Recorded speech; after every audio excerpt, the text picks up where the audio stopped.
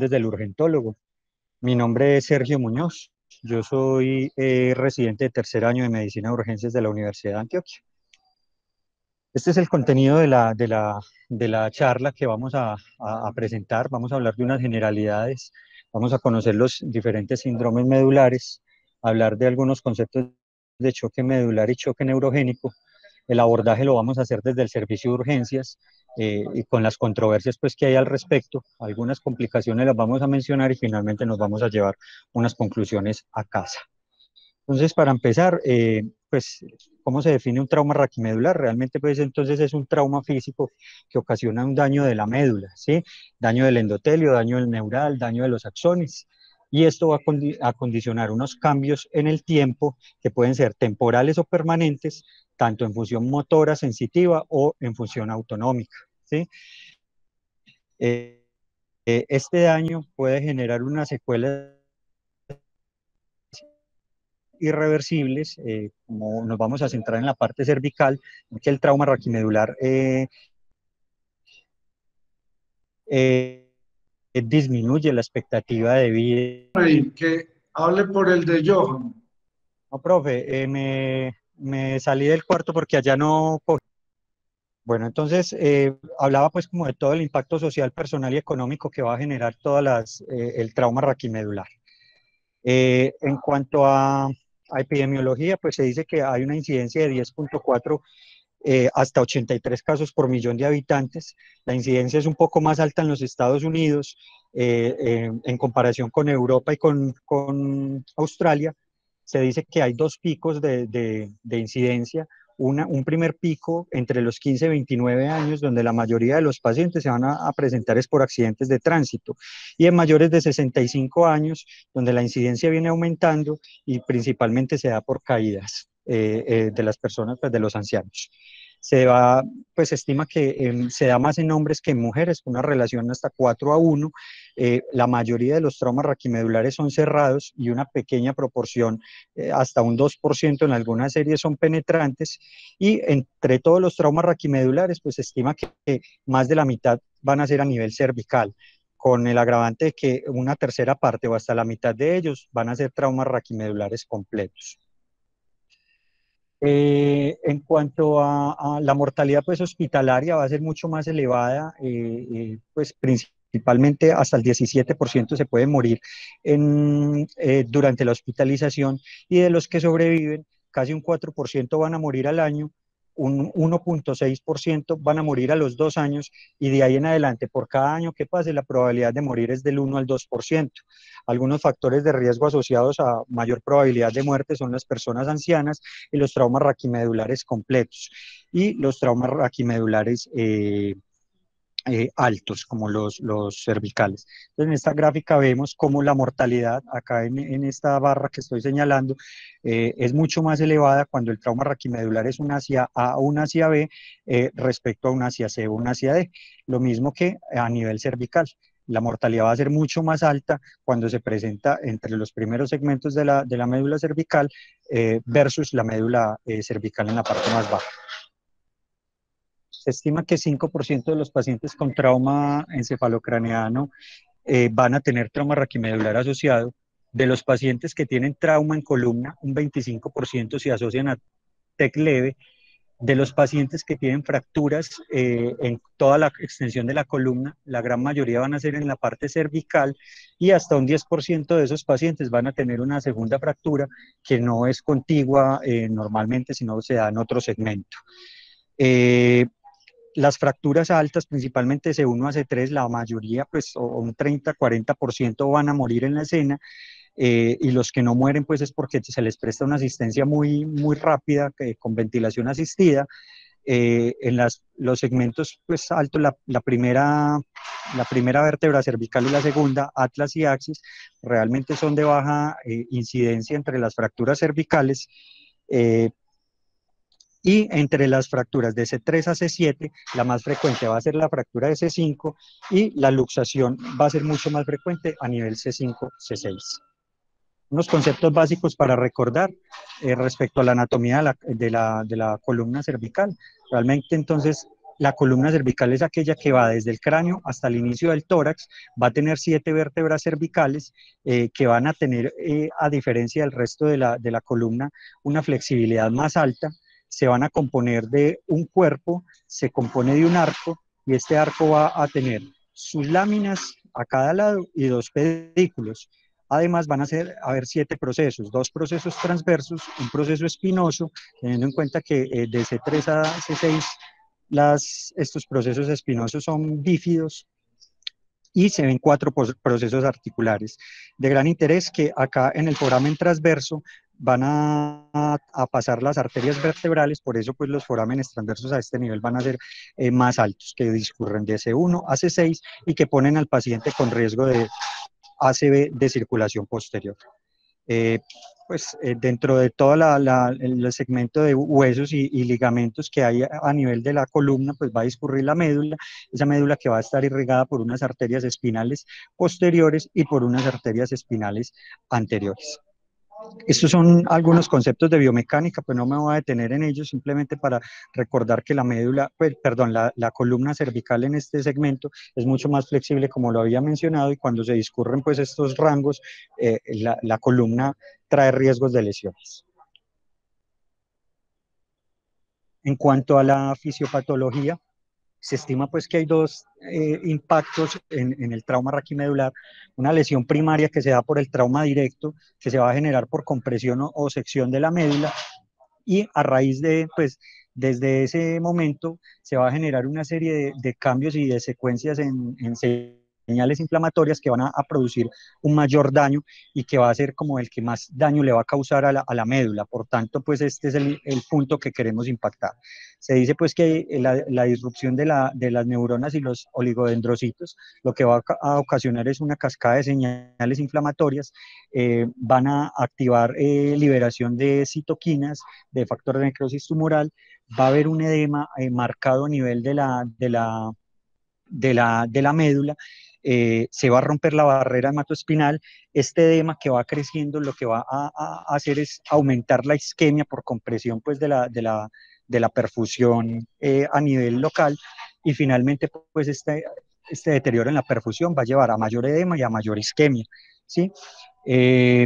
Acá de importancia es que hay una elevación pues como de la excitoxicidad por glutamato que va a afectar pues principalmente como a los astrocitos, y va a haber un aumento en la peroxidación lipídica que va a producir daño oxidativo del ADN y oxidación proteica.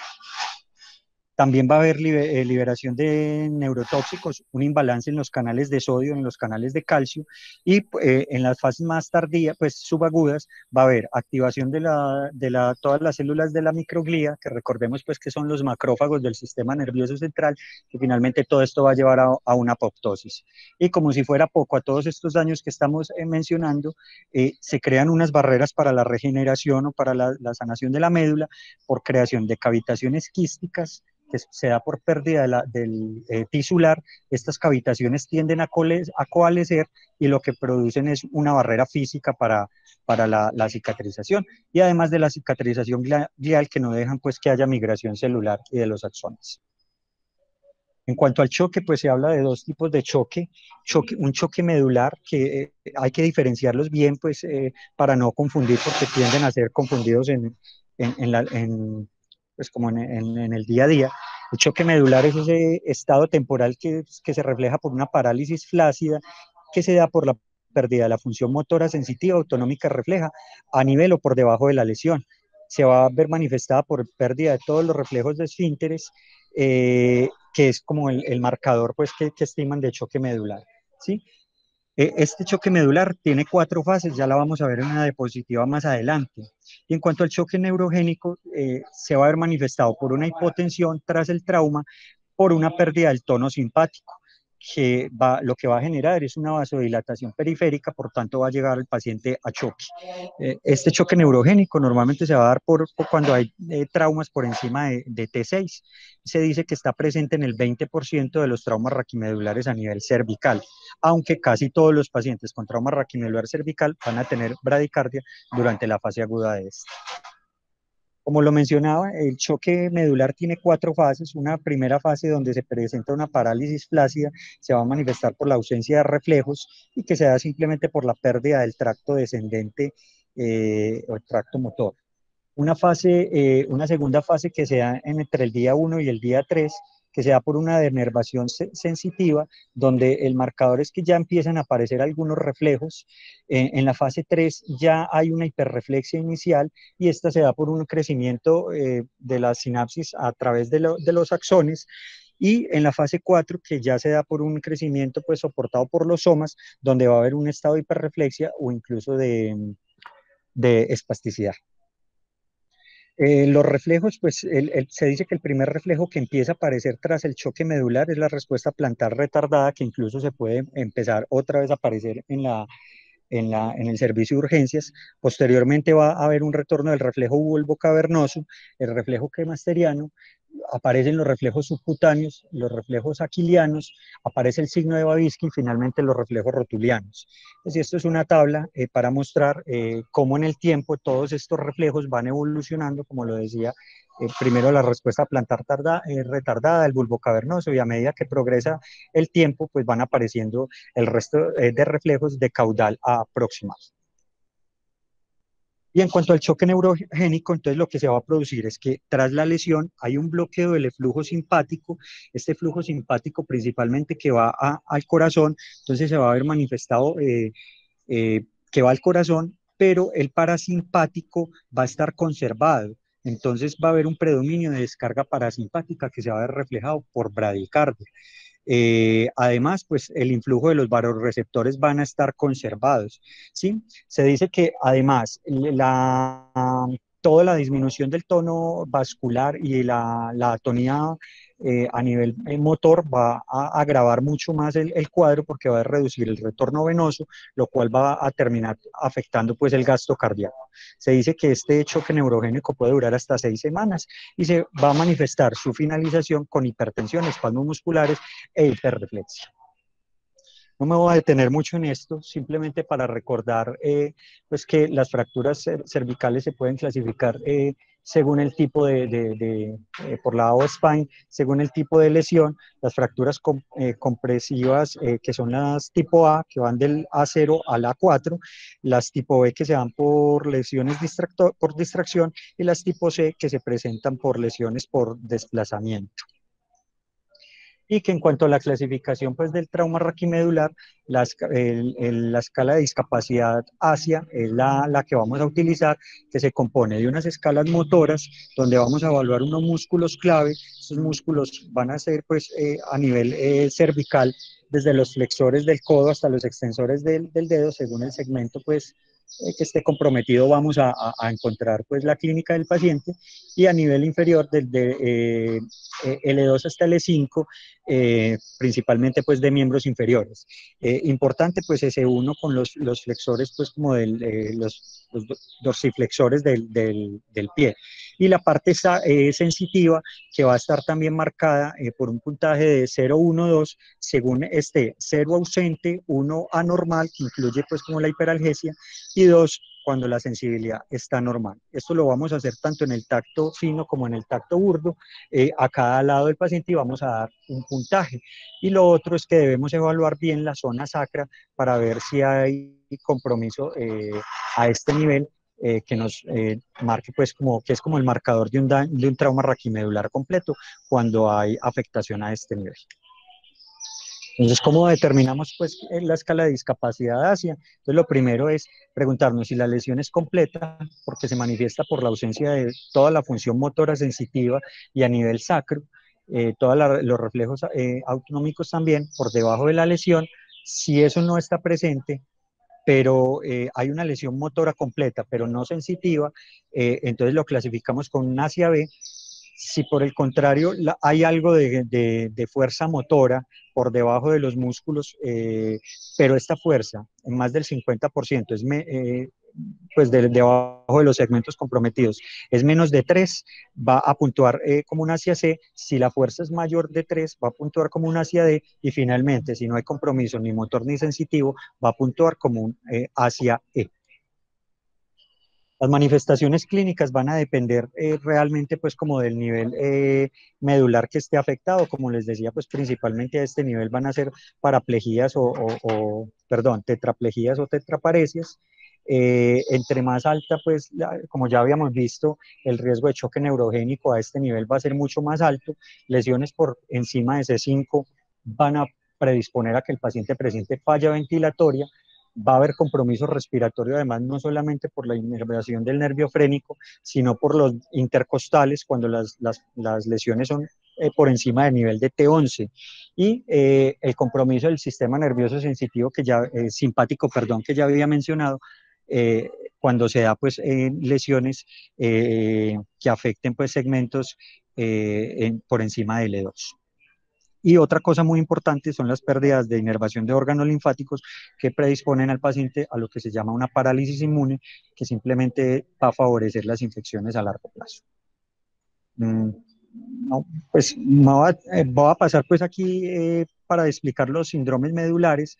Recordar pues que hay unos tractos, pues unas raíces espinales que son sensitivas, que son las dorsales, y las raíces motoras, que son las ventrales, ¿sí? Y que la médula va a estar compuesta por una sustancia gris y por una sustancia blanca, y por esta sustancia blanca van a discurrir pues los diferentes tractos. El tracto espinotalámico lateral que se va a ver manifestado, pues es el que va a discurrir pues como donde va a pasar el dolor y la temperatura. El tracto espinotalámico ventral, que es por donde va a pasar el tracto fino. El tracto córtico-espinal lateral, que es toda la parte motora, y el tracto córtico-espinal ventral, que es por donde vamos a evaluar el tono aborto. Entonces, según la afectación, pues como de la parte de la médula, podemos hablar de unos síndromes medulares cuando hablamos de trauma raquimedular incompleto, eh, donde en el síndrome medular central lo que vamos a producir es afectación de este primer tracto, el corticoespinal lateral. Entonces va a producir una afectación motora, y esa afectación motora va a ser marcadamente desproporcionada más en miembros superiores que en miembros inferiores. El paciente además va a tener una vejiga neurogénica, y la pérdida de la sensibilidad puede ser variable pues a este nivel. El síndrome de Brown-Sequard, que generalmente se va a presentar es más por trauma penetrante, o es la misección medular, que lo que va a causar es compromiso del tracto corticoespinal lateral, que va a verse manifestado por pérdida de función motora al mismo lado. Va a haber afectación de la columna dorsal también del mismo lado, lo cual va a alterar la sensibilidad térmica, perdón, la vibración y la propiocepción.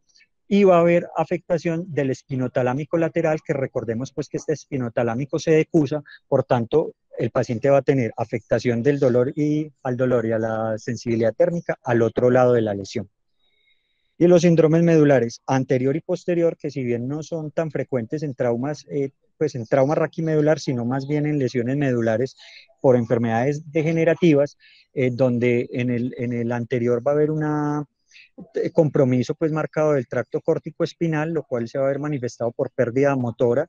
Va a haber además compromiso del tracto espinotalámico, lo que se va a ver pues manifestado acá por la pérdida de sensibilidad térmica y al dolor. Y en los síndromes posteriores, donde lo que se va a ver afectado principalmente es la columna dorsal, por tanto el tacto fino y la propiocepción van a ser las más afectadas. ¿Cómo vamos a abordar entonces un paciente con trauma raquimedular en el servicio de urgencias? Entonces, lo primero es nunca olvidar pues como el ABCD, donde el predominio siempre va a ser de la vía aérea. Ya hablamos pues que estos pacientes tienen un alto riesgo de falla ventilatoria por inervación, por pérdida de inervación del diafragma. Se dice pues que la frase tiempo es médula, donde debemos poner intervenciones inmediatas para tratar de detener todas las lesiones secundarias que se presentan.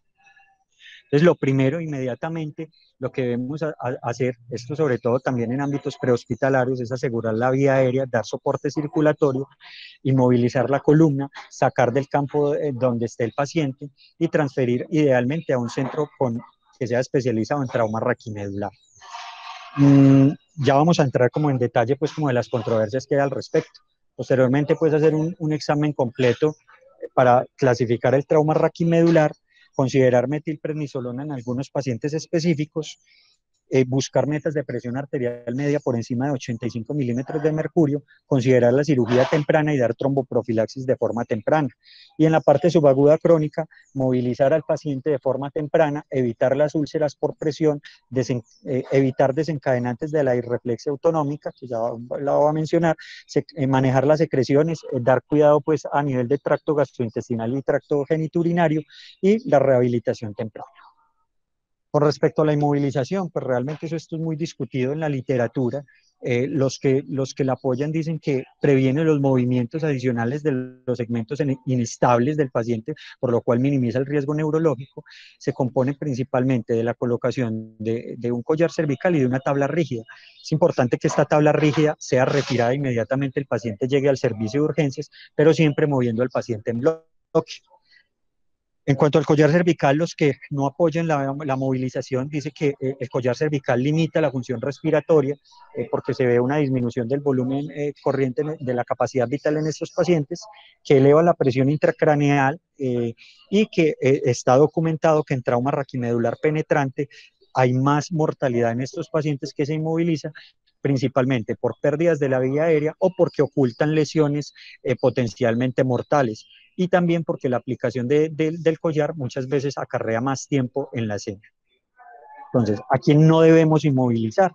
Al paciente que no tiene un dolor local al evaluarlo, que uno le pregunta si le duele el cuello en la línea media, si lo toco en la línea media y no le duele, si el paciente no está politraumatizado, si el paciente no tiene alteraciones del sensorio o traumas encefalocraneanos que me hagan sospechar fracturas cervicales, si el paciente no haya tenido pérdida de conciencia, que el paciente no esté intoxicado con alteración del estado mental por otra causa, o que no tenga lesiones distractoras que enmascaren el dolor cervical.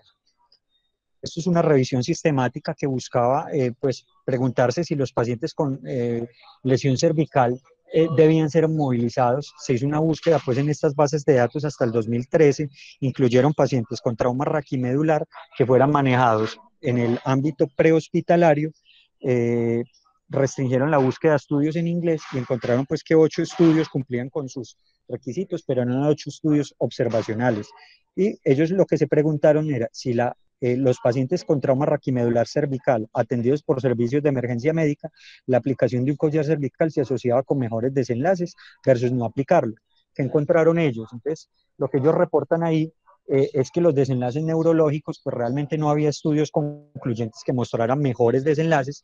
Incluso mencionan un estudio de 454 pacientes que comparó unos pacientes en Estados Unidos, 334, a los que se les colocaba collar, y otros pacientes en Malasia, 120 pacientes a los que ninguno se le colocó collar. Y llamativamente, el riesgo de peor desenlace neurológico se presentó en todos los pacientes que tenían collar cervical, con un OR de 2.03 estadísticamente significativo, por lo cual pues ellos dicen que no, incluso parece haber más deterioro neurológico en estos pacientes.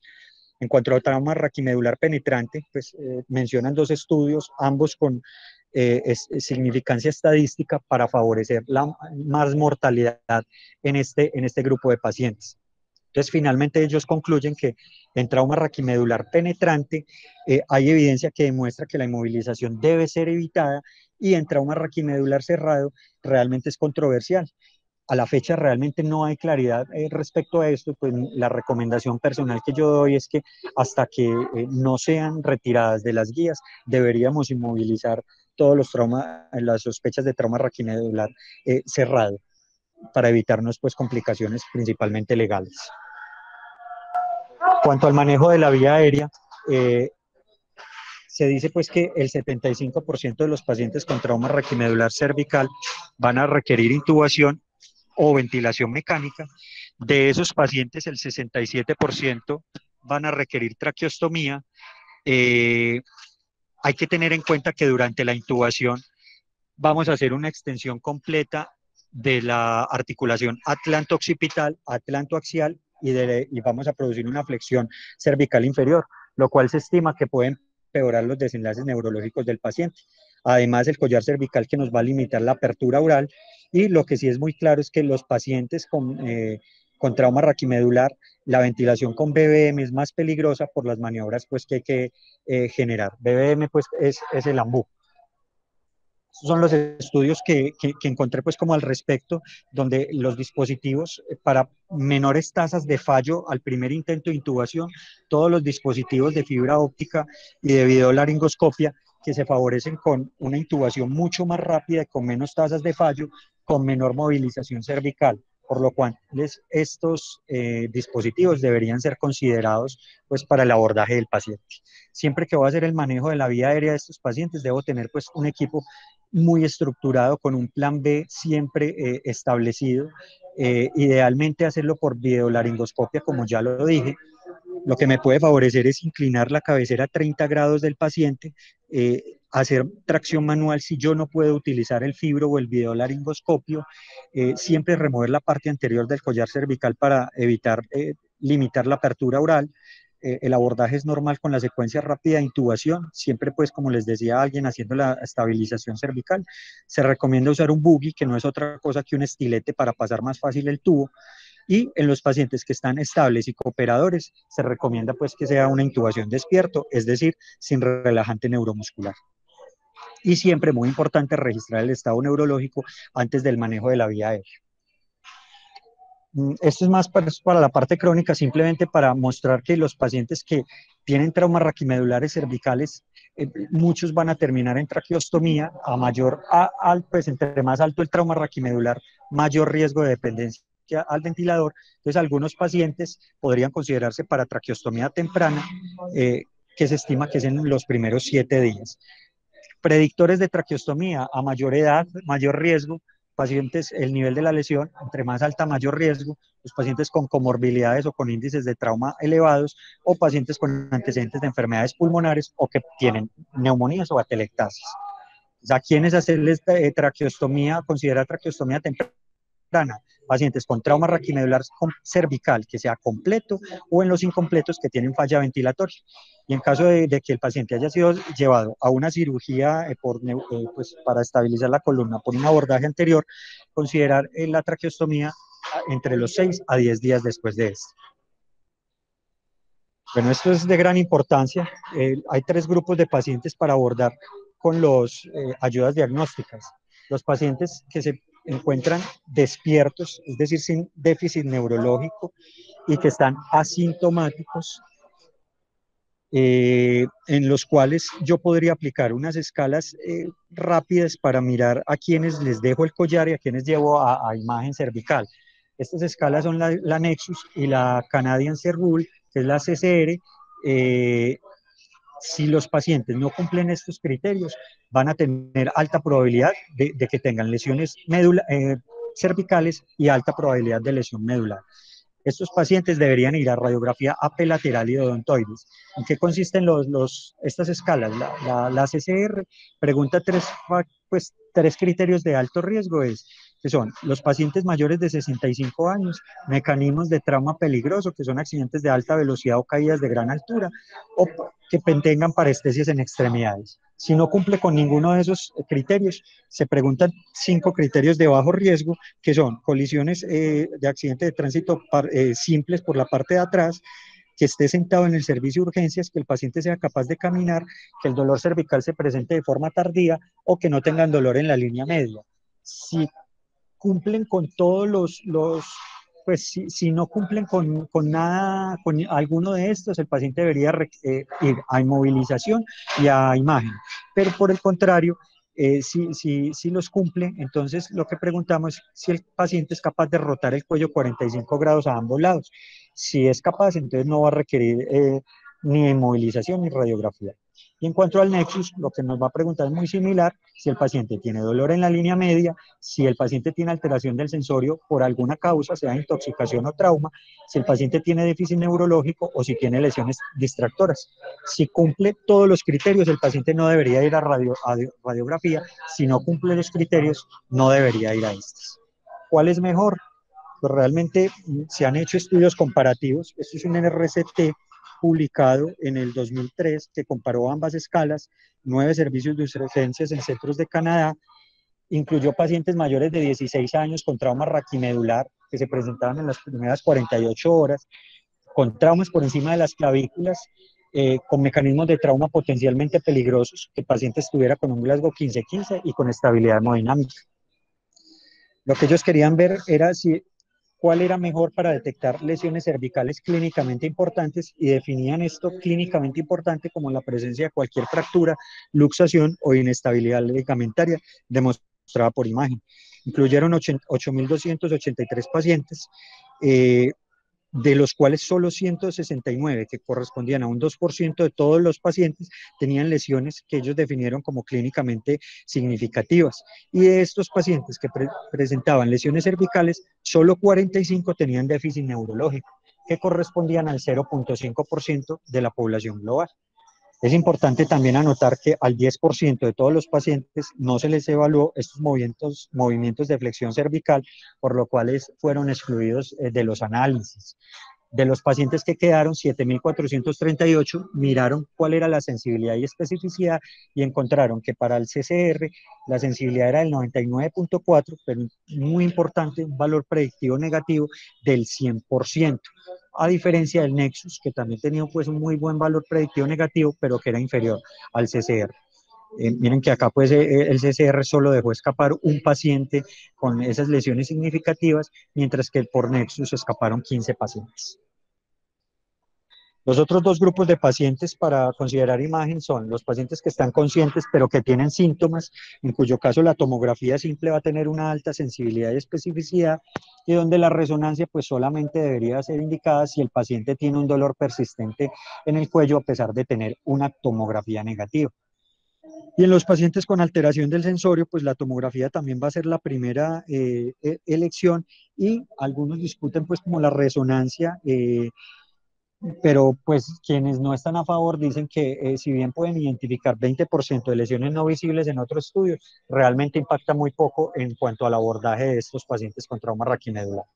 Pues, aquí en resonancia, a los pacientes que yo tengo sospecha, pues tengo un déficit neurológico que no explico por hallazgos en otras imágenes, que es lo que se conoce como un CIWORA.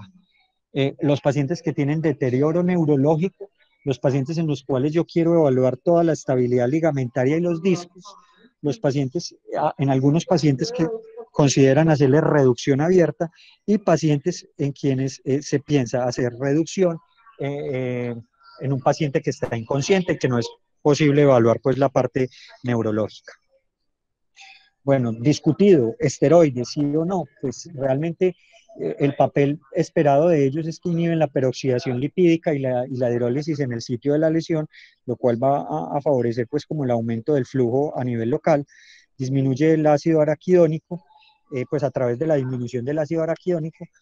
eh, Hay tres estudios grandes, pues con los famosos NACIS, el NACIS 1 que comparó dosis altas de metilprednisolona versus dosis de 100 miligramos por 10 días, el NACIS 2 que comparó metilprednisolona por 24 horas a una dosis de un bolo de 30 miligramos y luego una infusión de 5.4 miligramos hora por 23 horas versus naloxona o placebo, y el NACIS 3 que evaluó metilprednisolona a las mismas dosis del NACIS 2, eh, infusión por 24 horas, por 48 horas, o tirilasat, que es un inhibidor pues también de la peroxidación lipídica.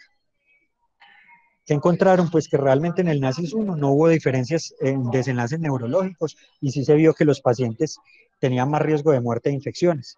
El NACIS 2 pues realmente tampoco encontró desenlaces estadísticamente significativos, pero en un análisis post-hoc se vio que los pacientes que se les daba esteroides en las primeras 8 horas del trauma mejoraban la recuperación neurológica, definida como puntajes motores mayores pues a 5 en la escala ASIA motora. Y en el NACIS 3, lo mismo, no había desenlaces estadísticamente significativos, pero en análisis post-hoc encontraron que los pacientes a quienes se les daba metilprednisolona por 48 horas les iba mejor si se colocaba entre las 3 y 8 horas post-trauma. Pero todo esto pues a expensas de más muertes por neumonía, SDRA y falla ventilatoria. Este es un metaanálisis que intentó pues comparar los estudios que habían de esteroides, pacientes adultos con trauma raquimedular completo e incompleto. Lo que querían ver era la eficacia de los esteroides y los desenlaces de seguridad, y pues finalmente ellos concluyen que a la fecha no hay una evidencia fuerte que muestre que haya eficacia en función motora a las 6 semanas, a los 6 meses o a los 12 meses en cuanto al uso de esteroides, que si bien no hay diferencias en el uso en las primeras 8 horas o después de estas, hay una discreta mejoría cuando se inicia en las primeras 8 horas del trauma raquimedular, y que realmente pues no hay diferencias en cuanto a riesgo de muerte, infecciones o complicaciones. Estos son los forest plot que ellos nos muestran, simplemente para mostrar que en el análisis de todos los estudios hay una diferencia de medias de 3.2, es decir, que los pacientes que les pone esteroides tienen en promedio 3.2 puntos motores por encima de los pacientes que no se les pone esteroides, lo cual realmente pues deja como la duda de un significado clínico importante. El soporte cardiovascular en estos pacientes, todos estos pacientes, pues por las grandes complicaciones que tienen, el riesgo de choque medular, choque neurogénico y la falla ventilatoria, deberían estar monitorizados en cuidado intensivo. Todos deberían tener soporte hemodinámico estrecho. Realmente esto mejora la mortalidad, mejora los desenlaces neurológicos, evitar sobre todo hipotensiones definidas como sistólicas menos de 90, y descartar siempre que se presenta choque otras causas de inestabilidad. Si se presenta bradicardia sintomática, el manejo debería ser con atropina, y si el paciente es refractario a esto, considerar aminofilina, o incluso pues en algunos casos está descrito el uso de marcapasos temporales en estos pacientes. De nuevo, en caso de choque, siempre descartar otras causas, choques distributivos, que ya dijimos pues que era como el choque neurogénico, el choque hipovolémico, que pueden ser pacientes politraumatizados, o choques por neumotoras a tensión, o por un shock obstructivo, por un taponamiento cardíaco.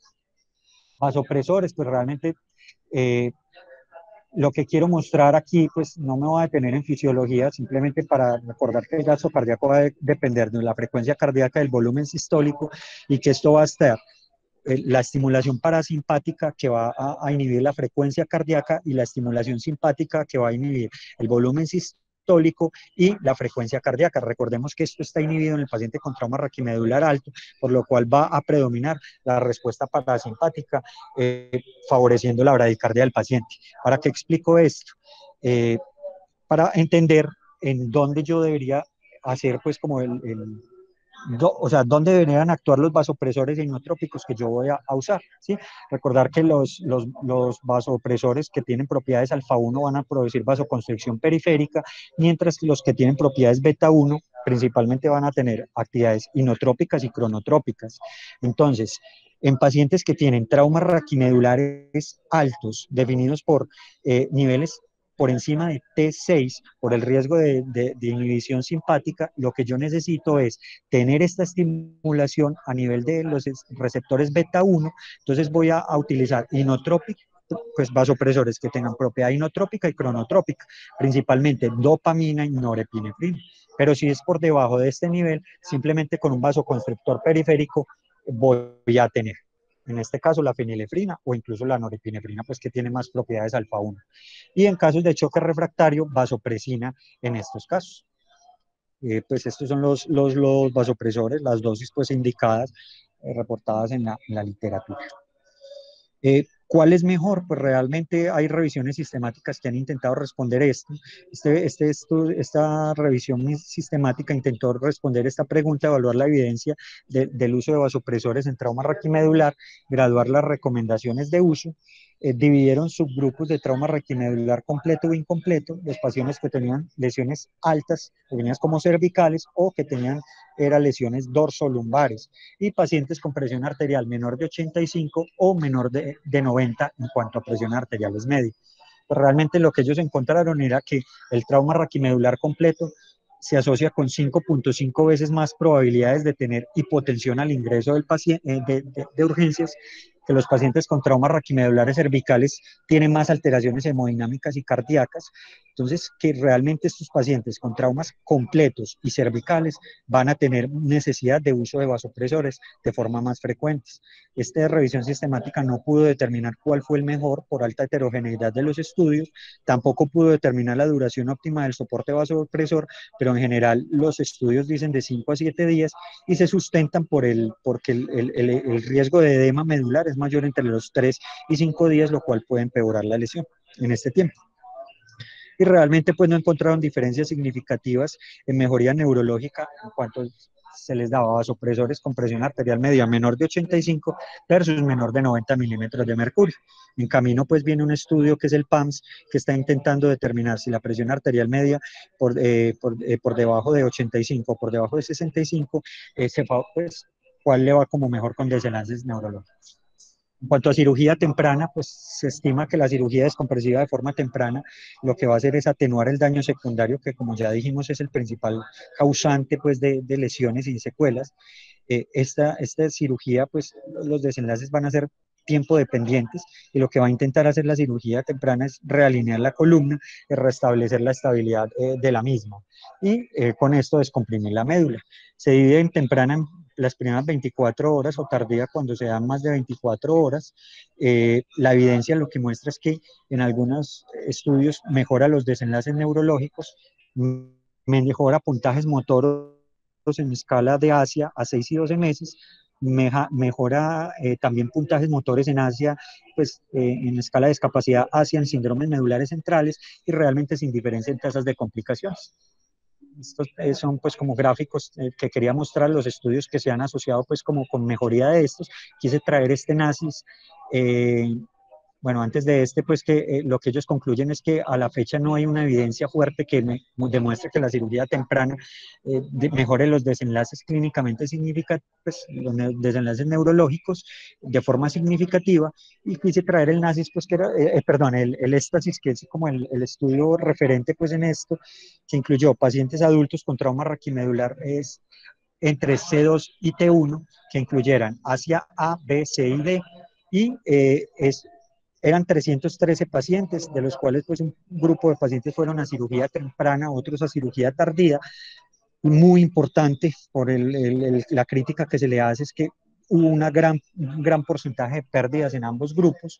Ellos querían ver el cambio ordinal en escala de discapacidad hacia 6 meses y un desenlace secundario en cuanto a mortalidad y complicaciones. Encontraban el desenlace primario la mejoría en la parte neurológica a 6 meses en la escala de discapacidad Asia en el 19.8% de los pacientes que llevan a cirugía temprana versus 8.8% en quienes llevan a cirugía tardía. Y concluyen que los pacientes que llevan de forma temprana cirugía descompresiva tienen una probabilidad de 2.8 veces más de mejores desenlaces neurológicos, definido como una mejoría por encima de 2 puntos de la escala de discapacidad ASI. Estudios que se vienen, no me voy a detener pues en esto en aras del tiempo, pues dado que tuvimos que empezar tarde por cuestiones de los problemas de audio. Simplemente hay cositas que ya vienen en camino. Estudios de minociclina derivados que son análogos de tetraciclina, riluzona, que es un inhibidor de canales de sodio, y este AC105, que es magnesio con polietilenglicol a altas dosis para alcanzar altas concentraciones de esto. También está descrito pues la hipotermia terapéutica en estos grupos.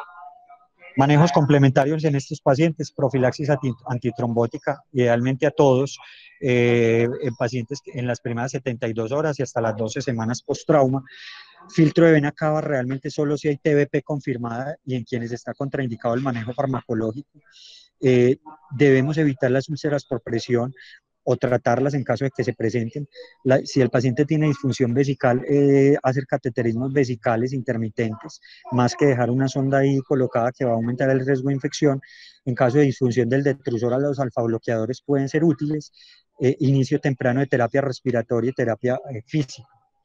En cuanto a complicaciones, pues están descritas la hipotensión ortostática por la vasodilatación periférica, la irreflexia autonómica, que lo que se va a presentar es una estimulación simpática exagerada por debajo de la lesión medular. Esto va a producir una vasoconstricción refleja que va a llevar a una hipertensión grave, ¿sí? Pero por encima de la lesión medular lo que se va a presentar es una vasodilatación, el paciente se va a presentar diaforético, con cefalea y con congestión en senos paranasales. Por la parálisis del nervio frénico, las fallas ventilatorias, toda la parte pues, de déficit vulvar, las neumonías recurrentes, las atelectasias, incluso pues, el aumento de los trastornos apnéicos del sueño. Los pacientes van a quedar dependientes a ventiladores, la parálisis inmune que va a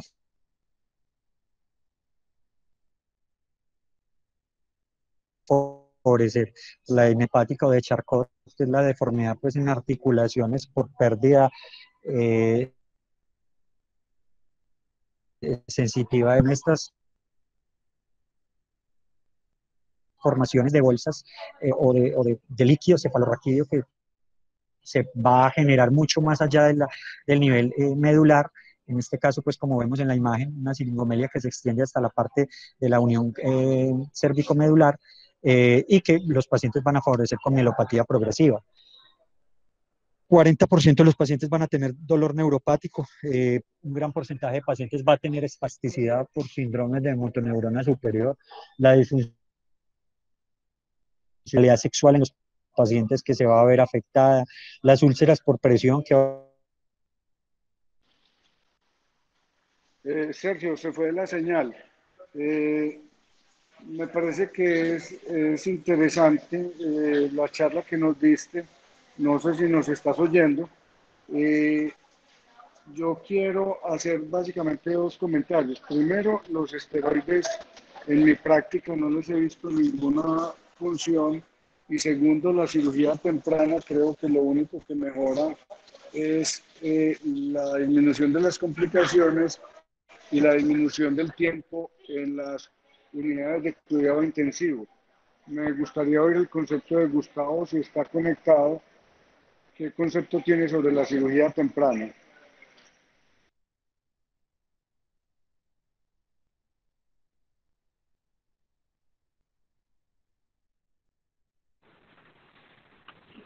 Aló Nacho, ¿me escuchas? Sí, muy bien.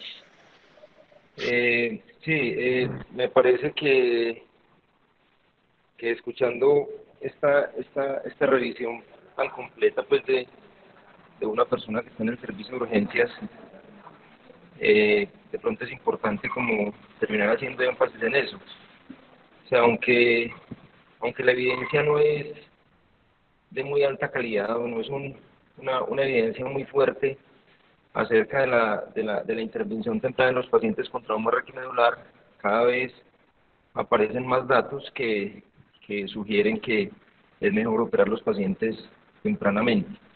Inclusive recientemente el grupo de AO hizo una revisión de lo que había escrito e inclusive hay algunos estudios europeos que hablan de cirugías ultratempranas, que se refieren a cirugías que se hacen antes de las 8 horas, inclusive con alguna evidencia de que los pacientes que se operan en ese periodo de tiempo tienen mejor desenlace que los pacientes que se operan entre las 8 y las 24 horas o entre las 12 y las 24 horas. Son ventanas pues, que todavía están pendientes por definir.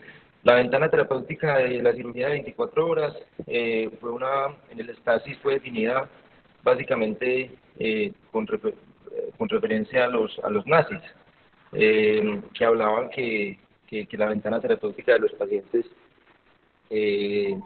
inclusive podría ser hasta 24 horas, pero esa ventana realmente está por definir. Entonces, recientemente esta gente ya hizo una revisión y crearon un consenso en el que ellos definen que definitivamente la cirugía temprana siempre se debe considerar, y por eso es que en los servicios de urgencias cada vez hay que darle más énfasis a eso, o sea, no dejar el paciente ahí esperando exámenes, sino definitivamente darle prioridad para tratar de intervenirlos muy tempranamente, y para eso es que tienen que preparar los hospitales para, para que digamos que ese deseo del grupo realmente sea materializado de acuerdo pues como a la disponibilidad de todos los recursos. En las guías de Auspain del 2017 definitivamente está muy claro y ellos recomiendan la cirugía temprana, y recomiendan la cirugía temprana no solo en columna cervical, sino independientemente del nivel. O sea, en las fracturas toracolumbares, aunque en las fracturas toracolumbares todavía no hay un grado de evidencia ni siquiera aceptable, ni siquiera bajo, igual recomiendan que debe ser temprana. Y lo otro es qué pacientes se benefician o no de cirugía temprana con respecto al tipo de lesión, si es completa o incompleta. Pues está claro que los pacientes que más se benefician son los pacientes con lesiones incompletas, pero eso todavía realmente hay que estudiarlo y por lo tanto se le debe ofrecer a todo tipo de pacientes. Gracias, doc. Doc, qué Otra pena. cosa, sí, tranquilo, Sergio, otra cosa interesante que dijo Sergio es lo del uso del collar. Por ahí un estudio interesante que intuban muertos con trauma cervical para ver qué tanto con la intubación se desplazan los segmentos cervicales y hacen intubaciones, digamos, agresivas y ven que no hay ningún desplazamiento, de los segmentos vertebrales. Entonces eso hace que esta cosa que hacen los anestesiólogos de intubar con fibra óptica cuando nosotros después le movemos el cuello sea un poquito paradójico, ¿no? Yo siempre he pensado que eso es un mito de anestesiología. No sé ustedes qué opinan al respecto de eso.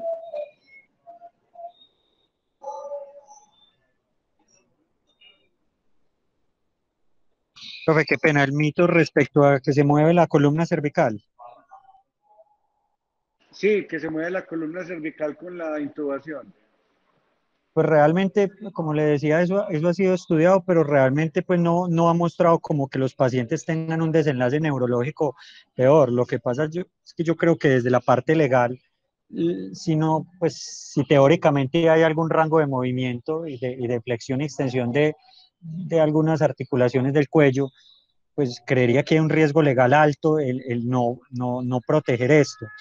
Ahorita con la llegada de la pandemia COVID, pues realmente la mayoría de las instituciones tienen acceso a videolaringoscopios y eso pues favorece mucho como el abordaje de otros grupos de poblaciones, por ejemplo, los pacientes con trauma raquimedular. Entonces, creería que teniendo un videolaringoscopio deberíamos hacer uso de este más que hacer una laringoscopia directa.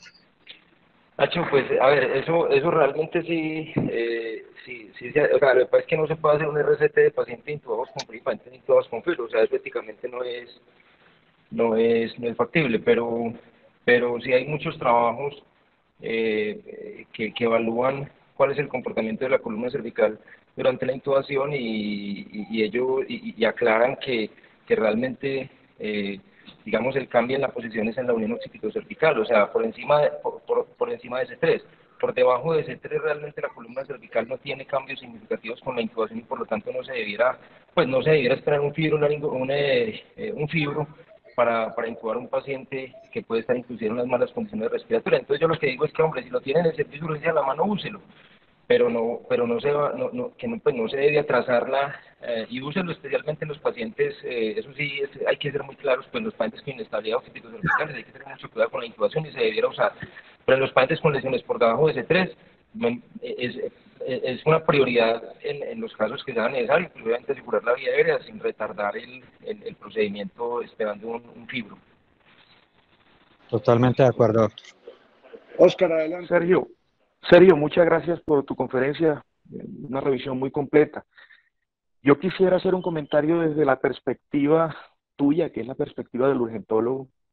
Ya la controversia sobre si se debe hacer una cirugía temprana o no, creo que entra ya, obviamente, dentro del rango de los neurocirujanos, pero desde la perspectiva del urgentólogo, quisiera resaltar algo que se viene estudiando, y tú lo has dicho, está en vila un estudio de ello, es la reanimación medular. Hacer mucho énfasis en la reanimación de estos pacientes, entender que de alguna forma el trauma raquimedular cerrado genera un patrón de isquemia, generalmente asociado más a compresión venosa que a compresión arterial, y en esa medida mantener el paciente con una oxigenación adecuada, mantener el paciente con una cifra de tensión arterial media por encima de 90, entre 90 y 100. Hay algunos estudios, aunque hace falta un estudio con un nivel de evidencia mejor, que indican de que hay un mejor pronóstico de estos pacientes a largo plazo. Yo quiero resaltar esto porque evidentemente es es el enfoque mayor que tú como urgentólogo le puedes dar, y es tratar de disminuir el daño secundario, mantener el paciente con una oxigenación adecuada, mantener el paciente con una tensión arterial media, inclusive el uso de inotrópicos se vuelve casi que imprescindible en estos pacientes, porque la hipotensión a la que lleva el trauma y la hipotensión a la que lleva el shock medular termina de empeorar el pronóstico neurológico de estos pacientes. Son dos procedimientos básicos, la reanimación medular y la descompresión y estabilización de la médula. En el caso tuyo, todo ese manejo inicial de urgencia debe ser excelente para darle un soporte adecuado al paciente y que tenga un mejor pronóstico neurológico.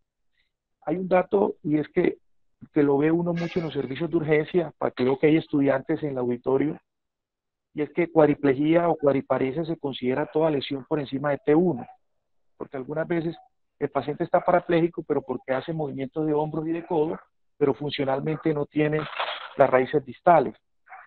Hago el comentario porque sé que no está al nivel de los neurocirujanos, pero hay muchos estudiantes en el auditorio. Entonces quisiera hacerte énfasis sobre el tema de la reanimación medular, que es aquella en la que tú vas a enfrentar cuando recibes el paciente. Ahora, ya yéndonos al tema en particular de la descompresión temprana, yo creo que los estudios orientan a que la descompresión mejora el pronóstico de los pacientes. Lo que hace falta en este momento es qué pacientes identificar a ese subgrupo en el cual la descompresión va a representar una ventaja enorme y aquellos en que la descompresión no va a representar ninguna ventaja. Creo que los estudios venideros van a tratar de aclarar esa duda, cuál es el grupo que se beneficia y cuál es el grupo que probablemente no lo hace. No, ese era mi comentario. Sergio, muchas gracias y muchas felicitaciones por tu charla. Una muy buena revisión. Gracias, doctor. Me disculpo porque me doy cuenta pues que la parte final de la charla no se pudo escuchar. No me di cuenta ni siquiera que se había caído pues la reunión. Tranquilo, Sergio, que estuvo muy bien. Adrián, adelante. Ahí están las conclusiones, además.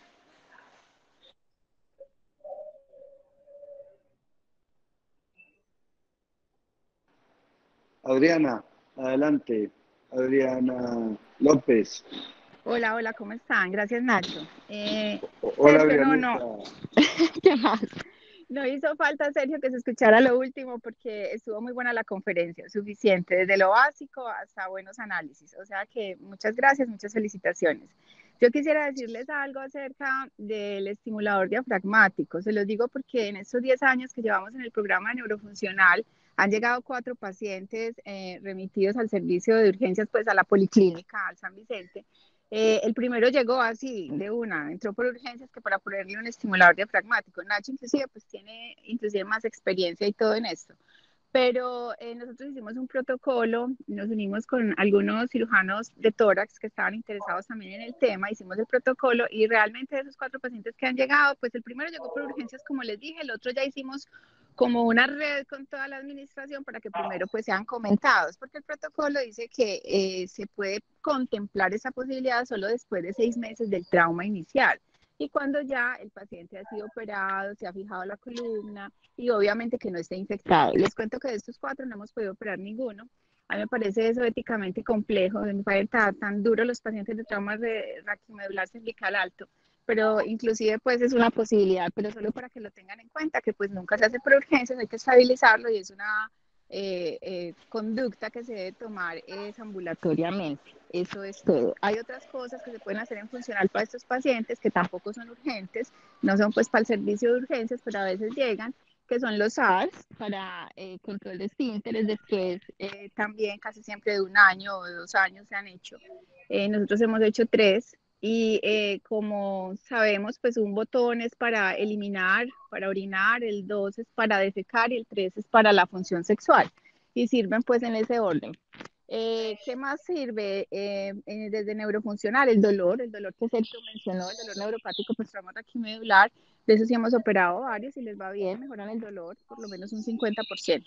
Eso es todo. Muchas gracias, Sergio, muy amable. Gracias, doctor. Adriana.